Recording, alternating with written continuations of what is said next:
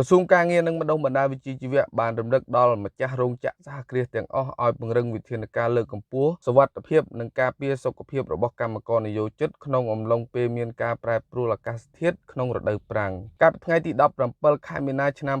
2025លោកហេងសួររដ្ឋមន្ត្រីក្រសួងការងារនិងបណ្ដុះបណ្ដាលវិជ្ជាជីវៈបានចុះហត្ថលេខាលើសេចក្តីណែនាំបន្ថែមស្តីអំពីការពង្រឹងវិធានការលើកកម្ពស់សុវត្ថិភាពនិងសុខភាពការងាររបស់កម្មករនិយោជិតក្នុងអំឡុងពេលមានការប្រែប្រួលអាកាសធាតុក្នុងរដូវប្រាំងក្នុងសេចក្តីណែនាំនេះបញ្ជាក់ថាដើម្បីលើកកម្ពស់សុវត្ថិភាពនិងសុខភាពការងាររបស់កម្មករនិយោជិតពេលស្ថានភាពអាកាសធាតុមានការប្រែប្រួលក្នុងរដូវប្រាំងគឺម្ចាស់រោងចក្រសហគ្រាសនិងគ្រឹះស្ថានទាំងអស់ត្រូវត្រួតពិនិត្យនិងថែទាំជាប្រចាំនូវប្រព័ន្ធបញ្ចេញបញ្ចូលខ្យល់នៅតាមអគារធ្វើការងារដោយបើកដំណើរការឲ្យបានយ៉ាងហោចណាស់1ម៉ោងមុនពេលអនុញ្ញាតឲ្យកម្មករនិយោជិតចូលធ្វើការក្រសួងការងារក៏តម្រូវឲ្យម្ចាស់សហគ្រាសត្រូវចាត់បុគ្គលិកទទួលបន្ទុកត្រួតពិនិត្យវាស់ស្ទង់កម្ដៅជាប្រចាំនៅកន្លែងធ្វើការងារហើយត្រូវបង្កើនការអប់រំនិងផ្សព្វផ្សាយអំពីវិធានការសុខភាពជាប្រចាំដល់កម្មករនិយោជិតនិងក្រើនរំលឹកអំពីវិធានការទាំងនោះតាមប្រព័ន្ធជូនដំណឹងជាសម្លេងនៅក្នុងសហគ្រាសគ្រឹះស្ថានផងដែរសេចក្តីណែនាំបន្តថាពេលកម្មករនិយោជិតចូលធ្វើការត្រូវ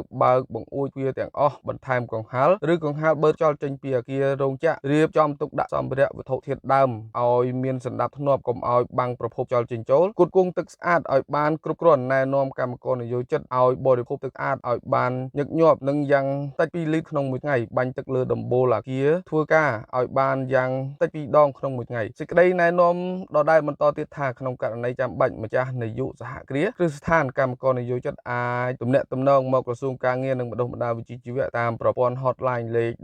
1286ឬ1297ឬអាចដាក់ពាក្យបណ្ដឹងតាមប្រអប់បណ្ដឹងអនាមិកដើម្បីឲ្យក្រសួងធ្វើការវាយតម្លៃកម្រិតហានិភ័យដែលអាចកើតមានឡើងចំពោះសុវត្ថិភាពនិងសុខភាពកម្មករនិយោជិតក្នុងអំឡុងពេលសីតុណ្ហភាពនៅក្នុងសហគ្រាសគ្រឹះស្ថានឡើងកម្ដៅខ្លាំងក្រសួងការងារនិងបណ្ដុះបណ្ដាលវិជ្ជាជីវៈសង្ឃឹមយ៉ាងមុតមមថាម្ចាស់ឬនាយកសហគ្រាសគ្រឹះស្ថាននឹងចូលរួមអនុវត្តក្តីណែនាំនេះឲ្យបានម៉ឺងម៉ាត់ប្រកបដោយប្រសិទ្ធភាពក្នុងស្មារតីទទួលខុសត្រូវខ្ពស់អ្នកស្រីជាមសុជាតាអាយុ35ឆ្នាំជាកម្មការិនីបម្រើការងារនៅក្នុងរោងចក្រមួយស្ថិតនៅក្នុងភូមិក្បាលដំរី2ខណ្ឌពោធិ៍សែនជ័យរាជធានីភ្នំពេញបានសារតចំពោះវិធានការរបស់ក្រសួងការងារអ្នកស្រីថាការណែនាំរបស់ក្រសួងការងារនេះគឺជាវិធានការល្អហើយបង្ហាញពីការយកចិត្តទុកដាក់ចំពោះសុខភាពរបស់កម្មករប៉ុន្តែក្រុមហ៊ុនដែលអ្នកស្រីកំពុងបម្រើការងារគឺមិនទាន់បានអនុវត្តទេរាល់ថ្ងៃនេះកម្មការិនីដែលមានស្រុកកំណើតនៅខេត្តកំពង់ឆ្នាំងរូបនេះអះអាងថានៅពេលអាកាសធាតុក្តៅម្ដ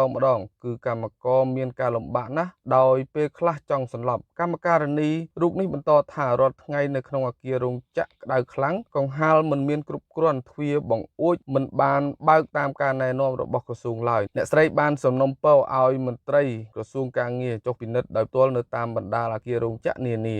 ពេលឡើងកម្ដៅខ្លាំងគឺទ្រាំអត់បានខ្លាំងគឺទៅបន្ទប់ទឹកហើយចាក់ទឹកលើក្បាលពីរបីផ្ទល់ហើយដើរចូលក្នុងកន្លែងធ្វើការវិញបន្ទាប់មកបើក្ដៅទៀតដើរទៅទៀតគឺក្ដៅខ្លាំងមែនទែន